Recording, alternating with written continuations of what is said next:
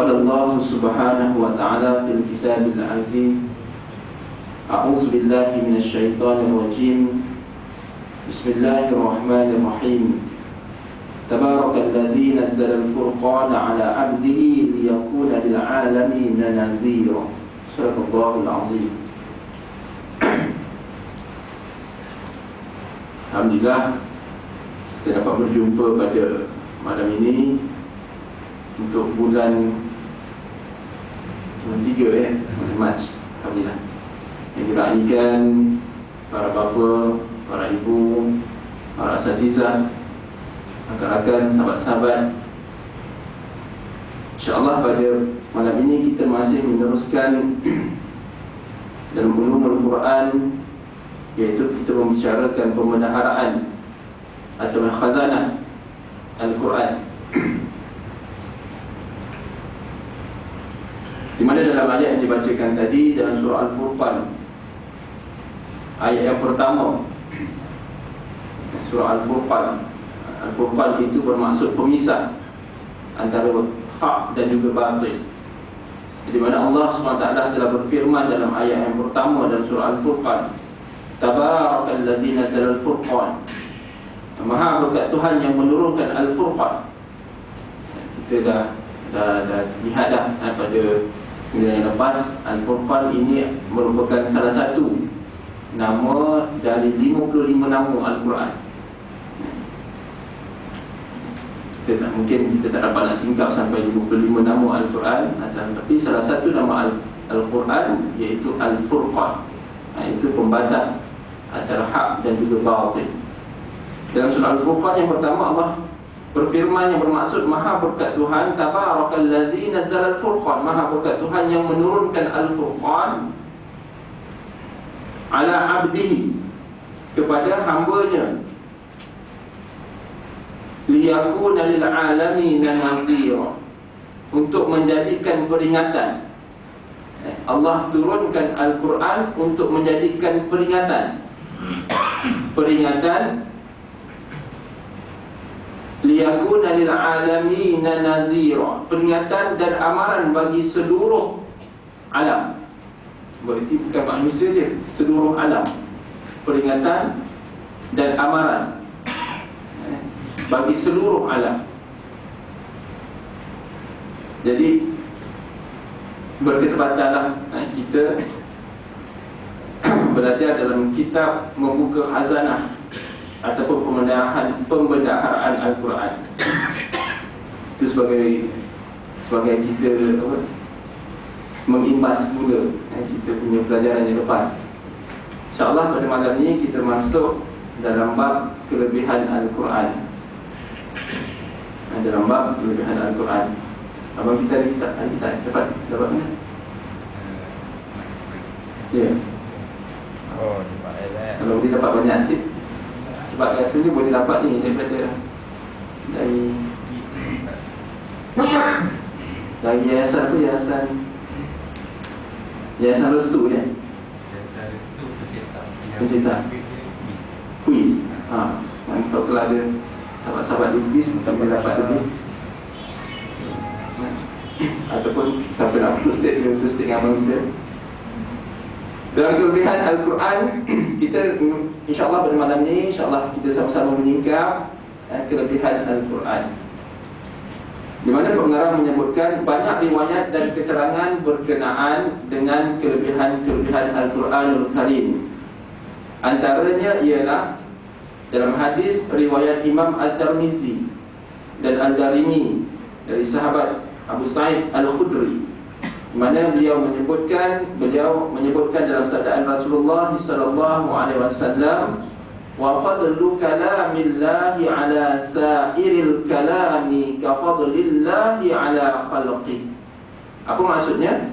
Kelebihan Al-Quran berbanding dengan ucapan yang lain adalah sebagaimana kelebihan Allah berbanding sekian makhluk.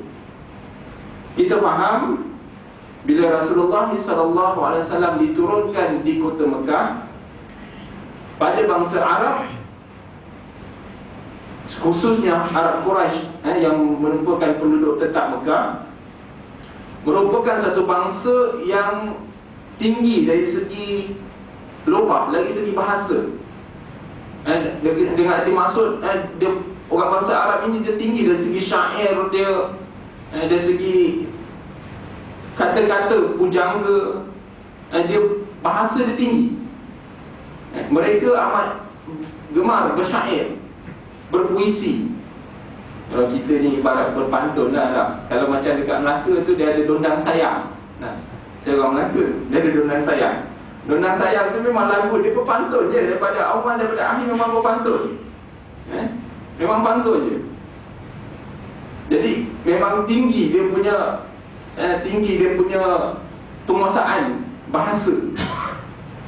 Sebab orang kalau saya sendirilah, saya sendiri bukan orang yang tinggi dari segi penguasaan bahasa, terutama bahasa Melayu. Bukanlah kata tak boleh, kita cakap guna, tapi kita guna bahasa, tapi kita tak boleh nak kalau setakat nak berpantun, tak boleh. Sebab kalau ada orang nak kahwin dengan orang Melaka, kadang-kadang menggetar jugalah kan. Sebab nak masuk pagar pantun, nak naik tangga pantun, nak duduk atas pelamin pantun. Berat juga tu kan. Saya walaupun orang Melaka, saya tak pandai. Saya tak pandai. Itu belum betul lagi. Ada orang Melaka ni, tak boleh kita sama orang Melaka, tak apa kita mengumpat orang Melaka. Betul lagi, belum masuk betul lagi. Berat itu nak kahwin, dalam mas kahwin kena bayar. Apa tu, hantaran kena bayar. Ada betul lagi. Ada betul tak? Betul tu bukan dapat dekat isteri kita, bukan dapat dekat isteri kita yang kita nak sanding tu, tak. Dapat dekat apa? Mak andam, dapat dekat ipar, dapat kakak ipar, abang ipar, bapak saudara. Dah ingatkan dalam pagar, ingatkan ada yang tangga tu kan. Dah nak duduk lah atas pelamin. Tiba-tiba kita nak duduk je, slop. Mak andam duduk. Mak andam duduk, mak andam buat gini. Jadi nak cerita dia penguasaan bahasa. Orang Arab penguasaan bahasa dia terlalu tinggi, dan mereka ini berminat dengan puisi. Sehingga kan ayat-ayat Al-Quran, bila turun dengan ayat-ayat Al-Quran, mereka merasakan ini satu, pada asalnya mereka merasakan ini satu ayat-ayat yang ayat-ayat sihir. Bukan sihir yang tu itu cerita sihir lain.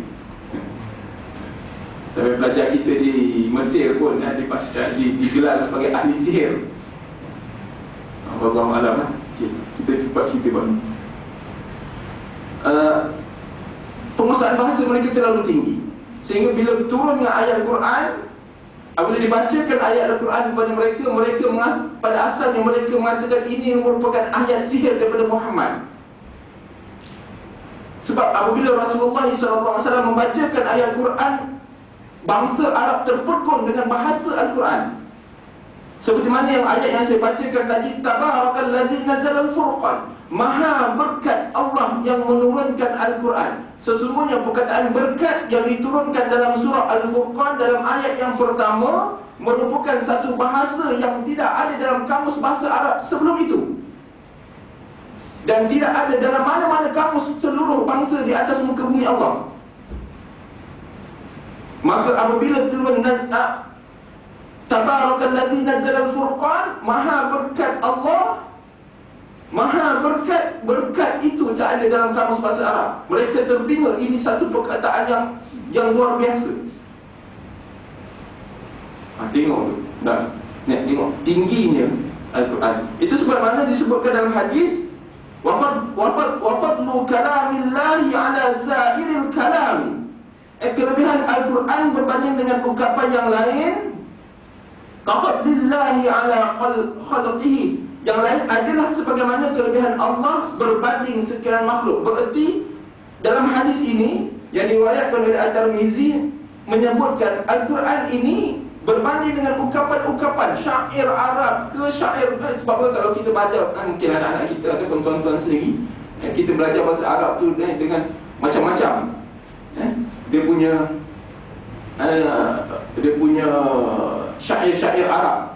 Kita kena belajar, kalau belajar bahasa Arab untuk menguasai ilmu tafsir, kena belajar syair-syair Arab. Dia kena hafal pula syair-syair Arab. Memang bahasa dia enak ya. Kalau kita bahasa Arab tu kalau kita boleh kuasai, dia punya syair-syair tu memang enak. Memang enak. Kita dengar tu dia rasa satu, kita boleh menyebabkan kita rasa terpegun. Dia punya pengolahan bahasa. Tetapi dengan hadis ini Allah sebut kelebihan Al-Quran berbanding dengan ukapan-ukapan yang lain. Sama ada syair ke, puisi dan sebagainya, apa saja kata-kata falsafah dan sebagainya. Kelebihan Al-Quran berbanding dengan ukapan-ukapan yang semacam ini adalah sebagaimana kelebihan di mana Allah meletakkan sebagaimana kelebihan Allah berbanding dengan makhluk. Tingginya ungkapan Al-Quran tadi, tingginya ayat Al-Quran tadi, tingginya Al-Quran yang Allah turunkan tadi, di mana kelebihan dia berbanding seperti mana Allah dan juga makhluk. Berarti tinggi. Itu sebab Al-Quran kita panggil kalamullah. Berarti kalau kalamullah ini, bila kita sebut kalamullah, pastinya kita sebut itu adalah kalam Allah. Pastinya dia mempunyai martabat yang lebih tinggi daripada makhluk. Jadi kalau kata orang yang kita sekarang ni dalam beberapa minggu yang lepas kita digemparkan, sebenarnya benda dah lama, dengan hadis. Jadi kalau seseorang tadi anti hadis, bagaimana dia nak meyakini bahawa Al-Quran itu lebih tinggi? Sebab Al-Quran itu lebih tinggi disebutkan dalam hadis.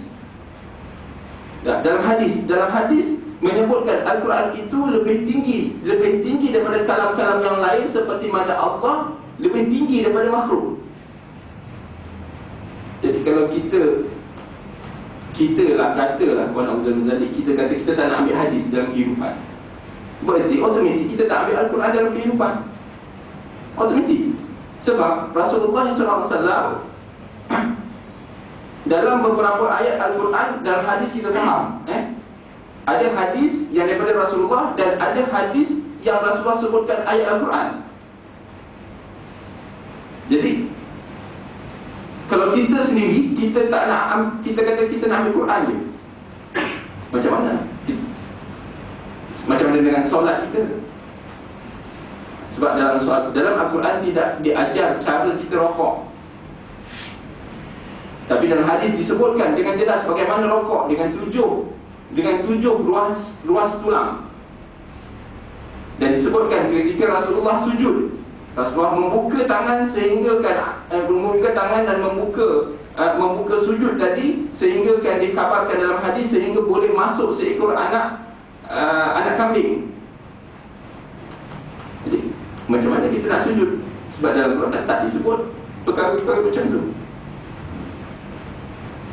Kita balik pada ini, di mana dalam hadis menyebutkan Al-Quran itu kelebihan dia daripada ungkapan yang lain, seperti mana lebih ketinggian Allah berbanding dengan makhluk.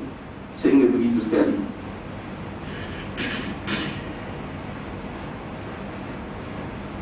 Dan seterusnya dalam hadis yang kedua, dalam riwayat Imam At-Tabarani dan Abu Syaibah dari Abdullah bin Mas'ud menyebutkan, inna hadzal Qur'an ma'dubatullahi fata'allamu min ma'dubatihi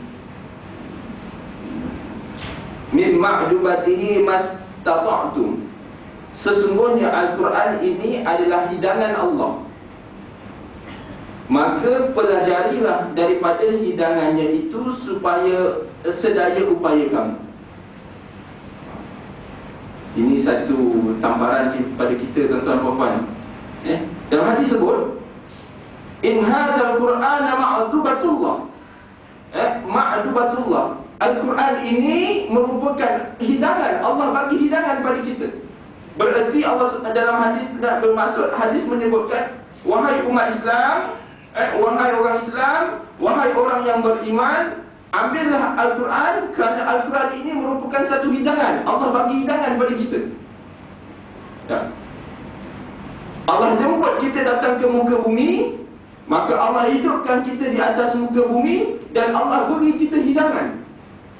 Contohlah kita dah lepas tu contoh dah datang lepas kita solat Isyak, orang pun berilah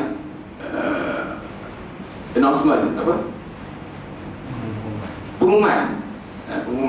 Bagi pengumuman, tuan-tuan dan puan, lepas kita solat pada Isyak, saya harap tuan-tuan perempuan datanglah ke rumah saya, Jalan 5, nombor 28.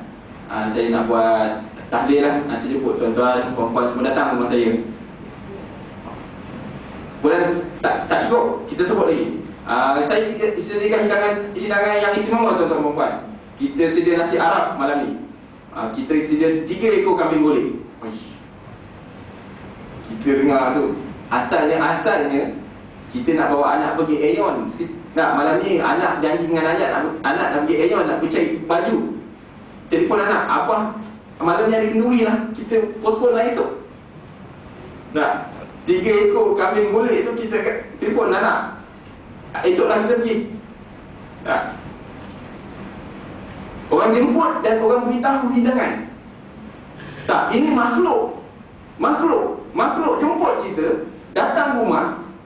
Automatik dari segi muamalah, kita sebenarnya kita wajib datang lah.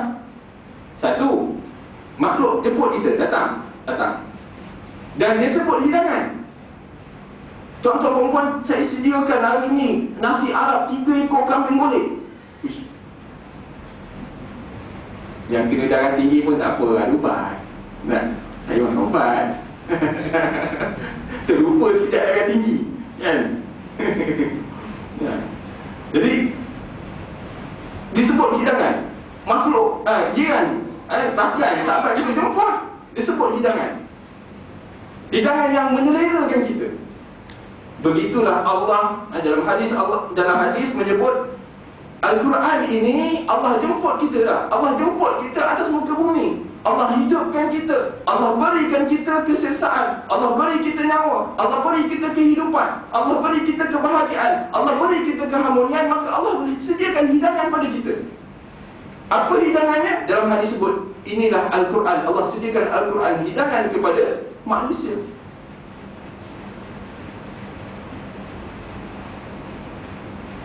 Mungkin kita tak boleh nak tengok Al-Quran itu menyelerakan seperti mana kambing golek lah. Tetapi Al-Quran itu lebih menyelerakan daripada selera yang kita dapat rasa.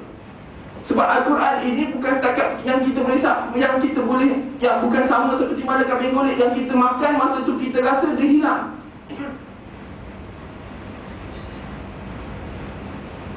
Nah, maaf cakap, saya berkawan dengan orang tua-tua masa kecil lah, Orang tua-tua kata, Ustaz, dia kata, Ustaz bagi Ustaz lagi lah, dia boleh cerita sama dia lah. Dia kata nikmat ni sejengkal di atas je. Sejengkal di atas. Saya duk mikir, apa nikmat ni sejengkal di atas? Duk mikir, apa nikmat ni sejengkal di atas? Rupanya masuk mulut, kunyah, dah kita rasa sedap dekat lidah, bila masuk tekak dah hilang, tak ada dah. Betul rupanya nikmat ni sejengkal di atas. Sejengkal di atas. Nah, masuk mulut, kunyah, dapat rasa sedap dengan lidah. Apa rasa dia sedap ke masin, ke tawar ke apa benda, dapat rasa sedap. Masuk dalam tekak, masuk perut dah hilang, tak ada dah rasa dia.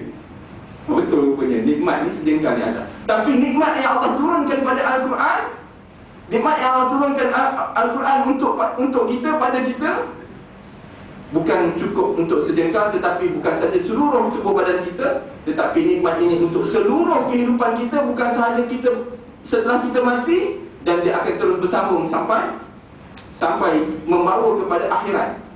Itu dia nikmat Al-Quran.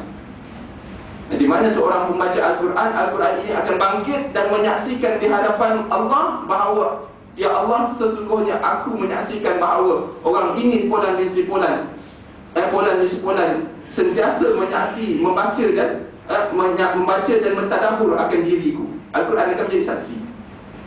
Jadi inilah yang disebutkan Al-Quran ini sebagai hidangan.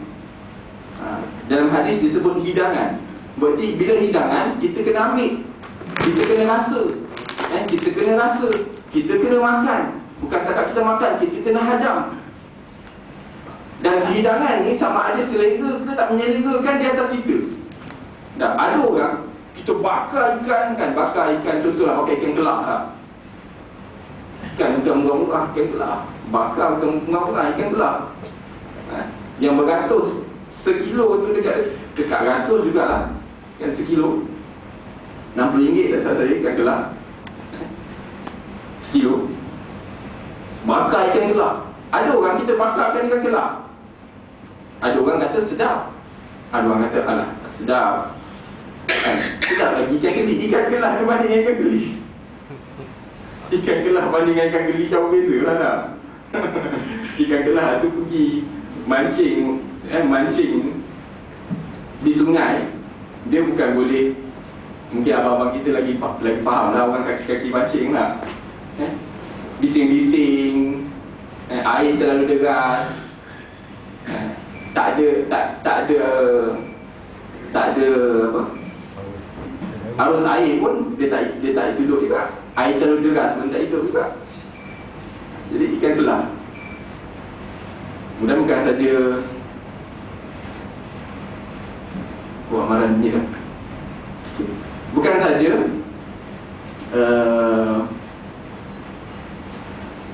susah nak dapat, tetapi merupakan binatang ataupun ikan yang diaktarkan di bawah jabatan penyidikan.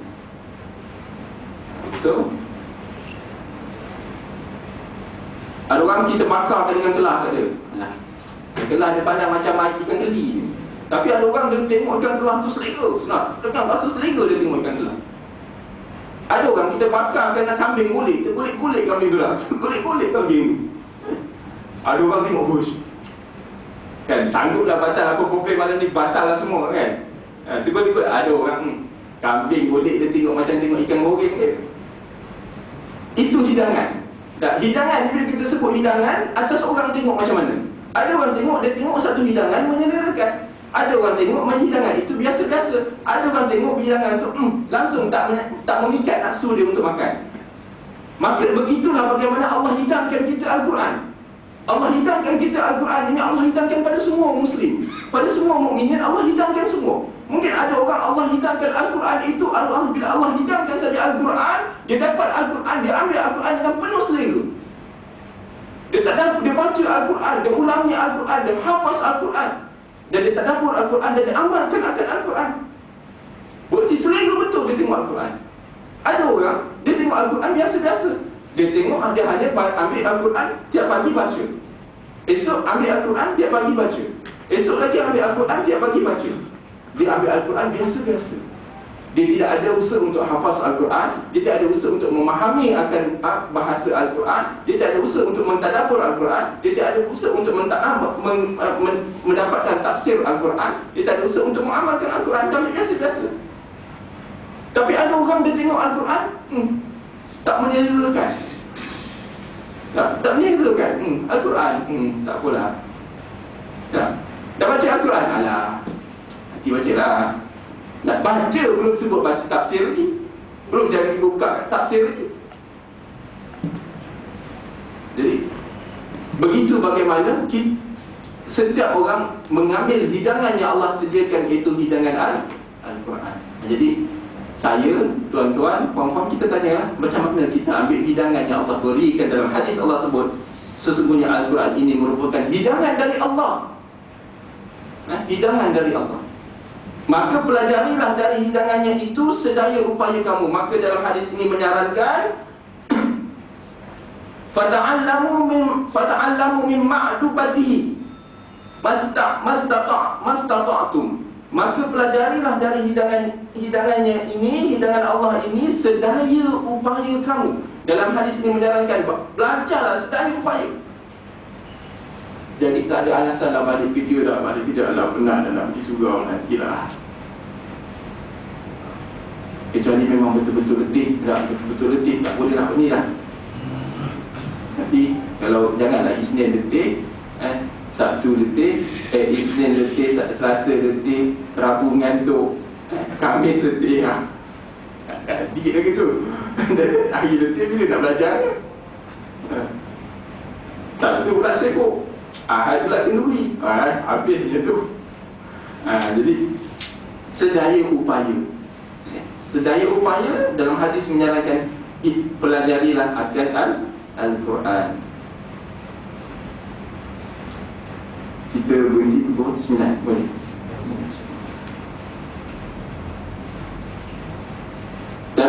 Dan seterusnya dalam hadis kelebihan Al-Quran, dalam hadis riwayat Imam Al-Baihaqi, Al-Quran wan nur, Al-Quran wan nurun, Al-Quran wan nurul mubin, wazikrul hakim, was-siratul mustaqim. Al-Quran adalah cahaya yang terang, pengingat yang bijaksana, dan jalan yang lurus. Dalam hadis yang diriwayatkan oleh Imam Baihaqi menyebut Al-Quran ini ialah cahaya yang terang. Sebab kita dah belajar dah dalam kita dah baca dah dalam kitab, antara nama Al-Quran ialah An-Nur, cahaya. Jadi Al-Quran ini merupakan cahaya.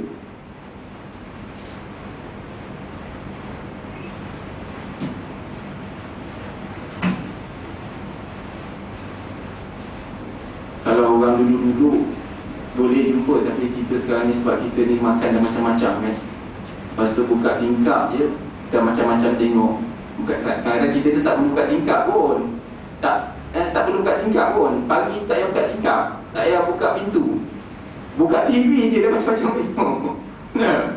Tak payah buka tingkap, tak payah buka TV, tak payah buka pintu, buka TV je dah macam-macam tengok. Jadi kita ni tak dapat. Tapi kalau kita tengoklah, kita dapat kecintaan daripada orang-orang alim yang dahulu. Biasanya orang yang baca Quran, orang lain boleh nampak cahaya pada diri dia. Para hafiz, para hufaz ni tadi, kita boleh nampak cahaya pada diri dia tu. Bila dia keluar, contoh keluar solat subuh nak pergi ke masjid, boleh nampak cahaya. Begitunya bercahayanya Al-Quran pada diri dia. Bila kita sebut para hufaz ni, dia ibarat Quran bergerak. Sebab kita dah belajar dah dulu masuk Quran apa kan. Apa dia masuk Quran, kita ada matan yang kita baca dulu. Al-Quran itu mukjizat kepada Nabi Muhammad SAW. Al-muta'abbadu bi tilawatihi, dia menjadi ibadah bila dibaca, bila membaca. Jadi orang yang memang bukan orang ni, orang yang hafaz Quran, dia bukan setakat baca Al-Quran tu, memang duduk dalam dada dia. Dia bukan Quran tu duduk pada sutur, bukan pada surat, bukan pada kertas. Al-Quran tu memang duduk pada dada. Nak baca bila? Nak baca masa tidur boleh, nak baca sebelum tidur boleh, bila berasa dia baca. Dan Quran duduk pada dada tu. Jadi dalam hadis menyebut Al-Quran adalah cahaya yang terang. Bagaimana kita kata Al-Quran ini cahaya yang terang? Dah kita duduk serabut kat rumah, duduk serabut dekat tempat kerja, dan balik dengan dah serabut tempat kerja, balik turun office, kereta pula kena saman sebab tak bayar parking. Tengok surat saman. Dah tu nak kejar balik rumah dengan jam lagi, dengan traffic light berpuluh-puluh, beratus-ratus traffic light. Bukan saja jumpa traffic light, kena bayar tol lagi. Dah kena saman tadi, kena bayar tol lagi. Dah kena saman turun, kena saman parking. Lepas tu nak pergi jalan, nak balik rumah, kena bayar tol lagi. Dah berpuluh-puluh, dengan isi minyak kereta lagi, dengan jam lagi. Maka serabut. Kita serabut, balik rumah kita serabut. Dalam keserabutan kita balik rumah tadi, dalam kita serabut balik rumah tadi, dengan berbagai perkara yang kita fikir dalam perjalanan tempat kerja dan sebagainya, dengan anak, dengan perangai anak dan sebagainya, dengan perangai suasana rumah tangga dan sebagainya, macam-macam kita fikir, dengan hutang dan sebagainya kita fikir.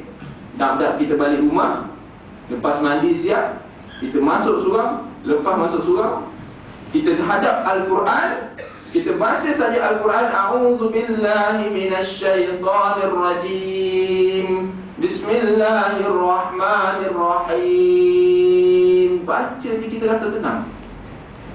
Kita start baca je Al-Quran, kita rasa tenang. Tak, kita terus rasa tenang. Inilah bukti Al-Quran merupakan cahaya yang terang benderang. Daripada keserabutan, kegelabuan kita, kegelapan kita, kegelapan fikiran kita, yang berbagai keserotan yang kita berlaku sebelum kita baca Al-Quran tadi. Apabila kita balik ke rumah, mandi, kita siap solat maghrib dan kita duduk di belakang dan kita terus baca Al-Quran, kita rasa terus kita mendapatkan rasa ketenangan.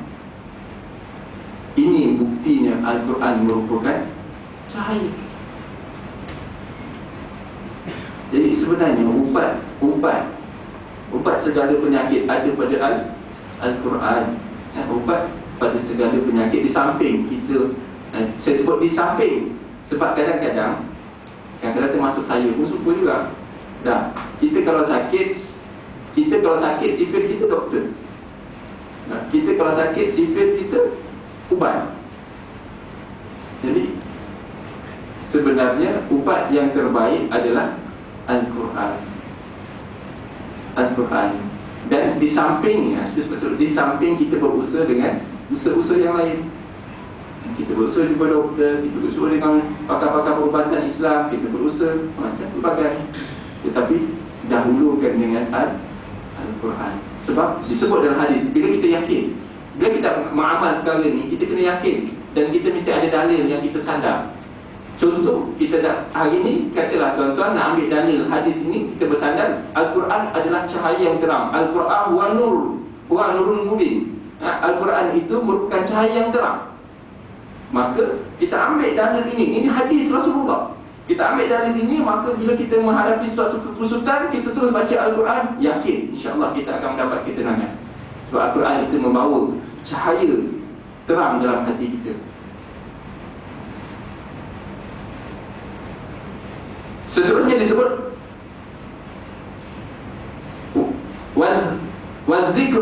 wazikrul hakim, pengingat yang bijaksana. Al-Quran ini pengingat yang bijaksana. Ada juga pengingat, orang yang pergi ingat tapi tak bijak. Orang pengingat ni berarti orang pergi nasihat. Nasihat ni banyak nasihat. Contohlah, kita berhenti di tepi jalan dah. Kita bawa motor, dah tu bawa motor, tiba-tiba berhenti dia enjin. Berhenti enjin. Kita dah mikir, apa ni sebenarnya? Atau datanglah sedikit kereta berhenti, bang. Tak tahulah dek, motor ni tiba-tiba tadi boleh laju 120, tiba-tiba turun 80, mati.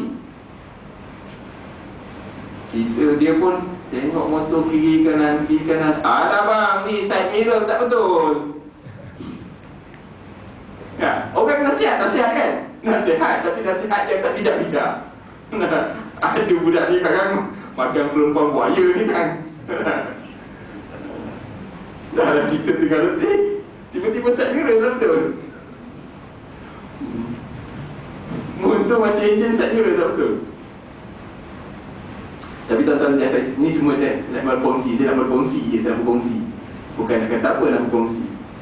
Ada 3 perkara berlaku. Daripada saya pergi ke Kelantan, konvoi ke Kelantan. Kemudian konvoi dengan sahabat-sahabat 2-3 tempat. Berlakulah kita yang tak boleh hidup enjin, kemudian tiba-tiba mati. Saya buat benda yang tak betul. Saya mula hidup tuan-tuan. Hidup. Ini bukan cerita lawak, ini cerita betul-betul berlaku. Benar-benar berlaku. Saya sentuh mira. Ini tak mira je, saya saja nak lawak sebenarnya. Saya kata ni tak mira ni. Betul hidup enjin tu. Takdir Allah hidup. Wallahualam. Wallahualam tu.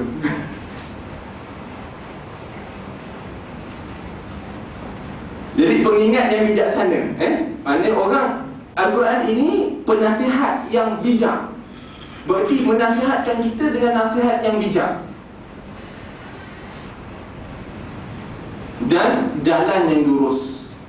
Berarti Al-Quran ini membawa kita jalan yang lurus, membawa jalan yang betul. Al-Quran tak ada satu pun pengajaran dalam Al-Quran membawa kita kepada kepesongan. Itulah sifat Al-Quran.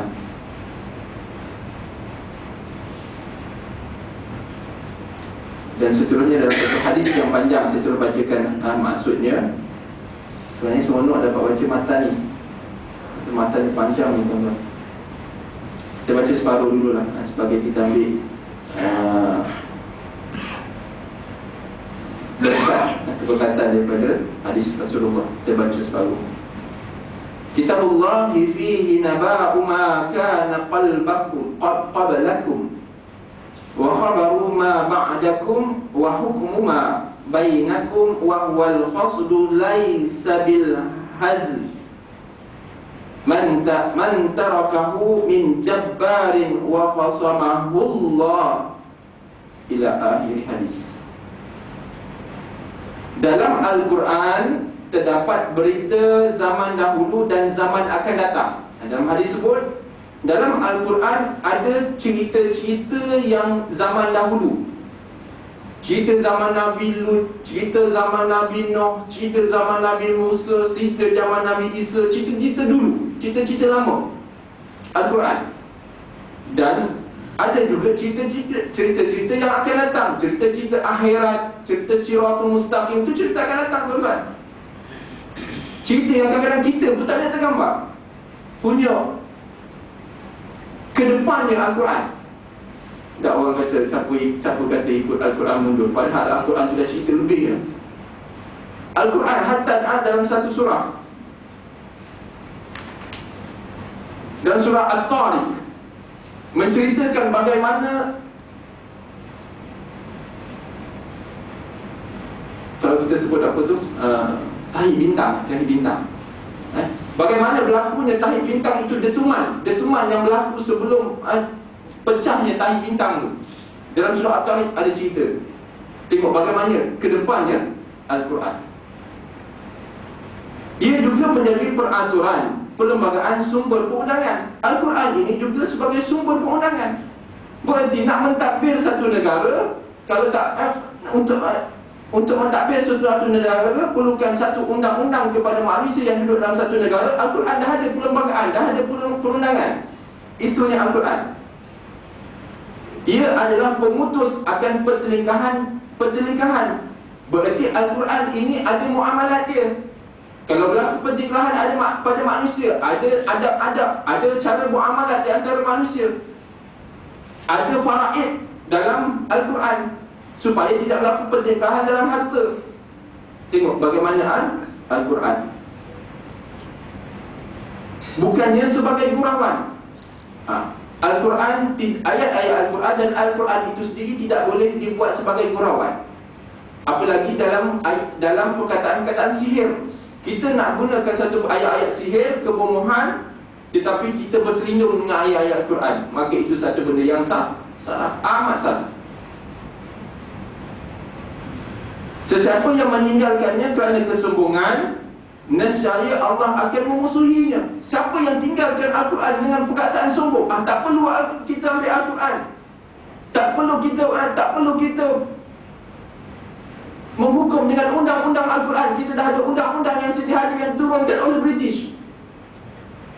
Sekiranya kita berkata begitu dengan kesombongan, maka nescaya Allah, dalam hadis sebut, bukan saya sebut, Allah akan memusuhinya. Allah akan musuh pada dia. Bukan dia musuh dengan saya, bukan dia musuh dengan Pak Mat, bukan dia musuh dengan Pak Dollar, tapi dia musuh dengan Allah. Dia musuh pada pencipta dia sendiri. Pencipta dia akan memusuhi dia sendiri. Susah tuan-tuan. Kita contoh, kita buat sebuah kereta, namalah kereta Proton Saga, contoh. Kita buat sebuah kereta, kita ni engineer, kita buat sebuah kereta Proton Saga. Lepas tu kita benci pada kereta tu, kita jadi musuh pada kereta tu, kita akan bila masa kita boleh hentak kereta, sebab kereta tu kita cipta. Bila Allah musuh pada pencipta kita, pencipta yang mencipta kita musuh pada kita, berat tuan-tuan. Berat. Disebut dalam hadis ini, nescaya Allah akan memusuhinya, dan sesiapa yang mencari petunjuk dari selain Al-Quran. Petunjuk selain Al-Quran samalah. Kita dapat sakit, kita cari bomo. Nah, kita dapat sakit, kita percaya pada doktor dulu sebelum kita bersandar dulu, kita minta dulu dengan Al-Quran, dengan cara Al-Quran. Berarti kita baca, bila saya maksudkan kita minta dengan Al-Quran sebelum kita minta dengan bomoh, dan berarti kata maksud contoh. Kita menghadapi sakit, contoh menghadapi sakit. Apakah salahnya kita bangkit 2 rakaat, kita solat. Kita solat itu kita baca Al-Quran, kita ada baca Fatihah setidak-tidaknya. Berarti sebenarnya kita bersandar. Berarti maksudnya kita bersandar dulu pada Allah sebelum kita bersandar kepada makhluk. Maka lepas kita buat solat 2 rakaat, kita nak pergi jumpa doktor, jumpalah. Nak jumpa pakar perubatan Islam, jumpalah. Tetapi bersandar dulu pada Allah. Mengadu dulu pada Allah. Dan siapa yang mencari petunjuk dari selain Al-Quran, nescaya Allah akan menyesatkannya. Nah, kita nak hidup ikut falsafah. Siapa yang kata manusia hidup daripada buruk tu? Darwin.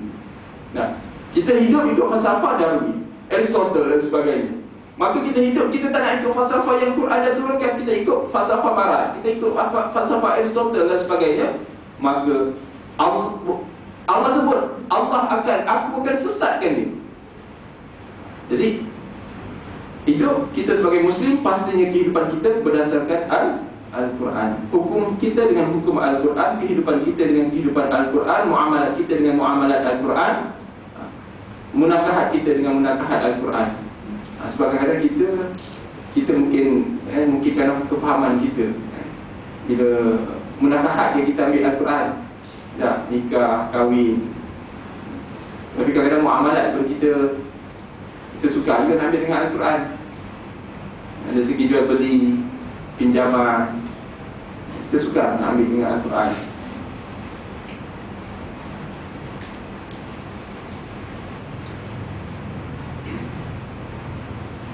Lebih lagi akhlak. Saya bukan nak itulah. Saya sebenarnya rumah saya tak ada televisyen. Sejak daripada saya berkahwin, saya tak ada televisyen. Saya berkahwin, tak ada televisyen. Tetapi semalam saya pergi ke rumah adik saya di Gambang, Pahang. Saya terlihat di TV Al-Hijrah ada satu siaran khawatir pasal susun kasut dibandingkan dengan Islam dan juga Jepun. Mungkin ada tuan-tuan perempuan tengok siaran semalam. Membezakan bagaimana orang Jepun yang kafir tetapi mempunyai akhlak Islam. Simple je, susun kasut. Ya. Orang Jepun sebelum dia masuk ke tempat dia, pastinya kasut tadi takkan susun cantik. Kalau dia rak kasut, pastinya semua kasut duduk dekat rak. Tapi dibandingkan masjid yang sama di Jepun, orang Islam di Jepun, bila masuk ke masjid tidak begitu. Jadi apakah beza dari segi akhlak? Maknanya sepatutnya kita sebagai Muslim, kita mengambil akhlak dan adab Muslim. Tetapi beza, kita Muslim, kita mengambil ibadah sahaja Muslim, ibadah khusus sahaja Muslim. Tetapi bila kita sampai ke masjid, kita sampai surau, akhlak dengan adab tu kita tinggal saja. Kat luar kita ambil ibadah saja, dan ibadah khusus saja kita ambil. Tetapi berbanding orang kafir, orang kafir dia tak ambil ibadah khusus tadi, tetapi akhlak dan adab Muslim tadi dia tetap amalkan. Jadi ini satu khazanah yang kita kena nilai sebenarnya, satu nilai kehidupan yang kita kena garap sudah dalam diri, keluarga, anak-anak kita dan seterusnya masyarakat. InsyaAllah lepas ni kan kita kasut tu cantik, ya, kita susun cantik. Ini kadang-kadang jelas, kadang-kadang memang dah jadi satu tradisi kan. Masuk kasut tu bersepah, kadang-kadang sampai terlupa kasut kita untuk pagi depan. Bila kita keluar masjid solat Jumaat, kasut tu dah ditendang sampai ke pintu masjid, sampai ke pagar masjid, kita tendang. Nah, dah tahu orang ke 1, 2, 3 sampai ke 100 dah terlepas, dah sampai ke pagar masjid dah. Jadi ini mungkin adab InsyaAllah yang kita boleh usahakan. Allah yang kuat, pengingat yang bijaksana, jalan yang lurus, dan dia adalah kitab yang dapat memelihara hawa nafsu supaya tidak menyeleweng dan lidah supaya tidak tersasar. Ulama pula tidak akan merasa kenyang dengannya. Ulama pula tidak akan merasa kenyang dengan Al-Quran. Ia akan membosankan meskipun dibaca dia tidak membosankan meskipun dibaca berulang kali. Daripada kita pandai baca Quran, sampai hari ni dah tua, kita baca Al-Quran berulang-ulang. Al-Quran tu ada 30 juzuk je. Dah. Yang kita ulang juzuk yang ke-30 lah. Maknanya kita semua dah khatam lah. Sebab ulang juzuk 30 berarti dah khatam lah kan. Nah, kita ulang juzuk 30. Tapi kita tetap nak ulang kan. Ada masalah. Mahal ni baca Fatihah lagi. Sekarang Isyak baca Fatihah lagi. Fatihah 4 kali baca. Tak, kita tak rasa macam, tak rasa benda tu sebagai satu benda yang lafaz yang orang kata bosan baca lah. Maksudnya kita masih boleh nak baca. Itu dia mukjizat Al-Quran yang tidak membosankan.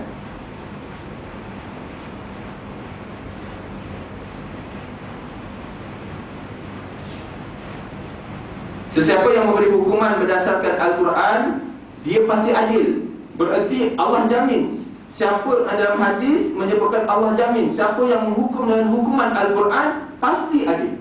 Pasti Allah dalam hadis sebut. Ini hadis dalam hadis sebut, Rasulullah sebut. Rasulullah yang sebut. Rasulullah tu bukan orang biasa-biasa, orang luar biasa, pilihan Allah. Bukan saja luar biasa tetapi pilihan Allah, kekasih Allah. Kita ni belum tentu dipilih. Kita ni harap-harap Allah pilih. Dan harap-harap Allah pilih. Dengan usaha yang kita buat, datang ke surau, solat, puasa sunat dan sebagainya, kita harap-harap Allah pilih. Kita rajak pada Allah, kita harap pada Allah. Allah harap Allah pilih kita. Tapi Rasulullah Muhammad bin Abdullah ini merupakan seorang manusia yang dipilih, kekasih Allah. Yang sebut ni, siapa yang berhukum dengan hukuman Allah, dengan hukuman Al-Quran, pasti adil, pasti, confirm. Dan sesiapa yang mengajak kepadanya ajaran Al-Quran itu, nescaya dia akan mendapat petunjuk kepada jalan yang lurus. Siapa yang ajak orang dengan Al-Quran, ajak orang dengan Al-Quran tu, sama ada ajak orang datang ke surau dengar mengenai kuliah-kuliah. Sedap, tak kisahlah apa saja kuliah, pastinya ilmu tadi datang daripada Al-Quran. Ajak orang datang kuliah, ajak orang supaya bersama untuk mendekatkan diri dengan Al-Quran. Ataupun dia ada kelebihan sedikit, ajak orang dan mengajar orang tentang Al-Quran. Dalam hadis sebut, petunjuk, pasti dia akan mendapat petunjuk kepada jalan yang lurus. Jadi tuan-tuan, daripada hadis ini kita dapat ambil iktibar untuk kita ini, supaya hidup kita ini sentiasa berada pada jalan yang lurus. Ajaklah orang pada Al-Quran. Tak salah ajak dia dengar ceramah ke, kan lalu depan ni, Mat tu jiran kita maghrib tu basuh kereta lagi, Mat jom surau. Memang pada hari itu dia tak pergi dah. Dia tak pergi dah. Besok, Mat macam mana, okey, sekarang insyaAllah malam ni kita ada ceramah, datanglah sekejap. Kali kedua, kali ketiga, kali keempat, mungkin kali ke-10 dia datang. Itu usaha kita, dan usaha kita ini Rasulullah jamin dalam hadis akan mendapat petunjuk kepada jalan yang lurus. Jadi sebenarnya senang. Hari ini kita dapat ambil contoh, akan kita mendapat iktibar untuk kita hidup kita ini sentiasa berada dalam petunjuk jalan yang lurus. Kita kena ajak orang kepada jalan Al-Quran. Berarti bila kita ajak orang pada jalan Al-Quran, Allah, bukan orang tu tak akan beri kesan pada kita. Allah akan tunjukkan kita jalan yang lurus. Bukan orang tu yang tunjukkan kita jalan yang lurus. Allah yang akan tunjukkan kita pada jalan yang lurus. InsyaAllah saya rasa cukup setakat itu. Kalau ada sebarang perkongsian.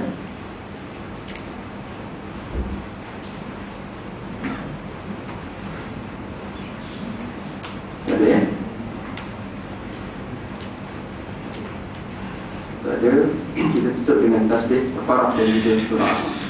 Subhanallah wa bihamdihi, asyhadu an la ilaha illa anta, astaghfiruka wa atubu ilaik. Subhanallah wa bihamdihi, asyhadu an la ilaha illa anta, astaghfiruka wa atubu ilaik. Subhanallah wa bihamdihi, asyhadu an la ilaha illa anta, astaghfiruka wa atubu ilaik.